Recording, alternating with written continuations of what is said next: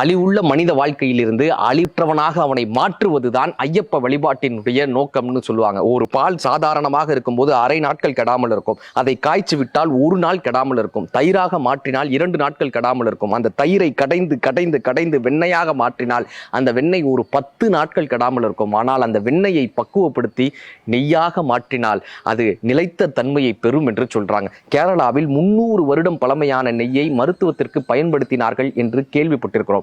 அப்படி அழிவுள்ள மனிதன் விரதங்களின் மூலமாக தன்னை கடைந்து கடைந்து கடைந்து தனக்குள் இருக்கக்கூடிய ஆன்மாவை வெளியே வரச் செய்து தனக்குள் இருக்கக்கூடிய அந்த நெய்யை வெளியே எடுத்து வந்தானால் அவனால் அழிவுள்ள மனிதத்தன்மையிலிருந்து அழிவற்ற தன்மையை பெற முடியும் என்பதை ஐயப்ப வழிபாடு நமக்கு காட்டுகிறது. அசத்தோமா சத்தியமய, தவசோமா ஜோதிர்த்தமய, மிருத்யோமா அமிர்தம் தமய, ஓம் சாந்தி என்று சொல்லக்கூடிய அழிவுள்ள நிலையிலிருந்து அழிவற்ற நிலைக்கு ஒருவன் வர வேண்டும் என்றால் பாலை கடைந்து உள்ளிருந்து வெண்ணெய் எப்படி வருமோ அதுபோல் பாலுக்குள் இருக்கக்கூடிய நெய்யை போல மனதுக்குள் இருக்கக்கூடிய ஆன்மாவை விரதங்களின் மூலமாக ஒருவன் கடைந்தால் அவன் அழிவற்ற தன்மையை பெறுகிறான் என்பதை காட்டுவதே ஐயப்ப வழிபாட்டின் நோக்கம்.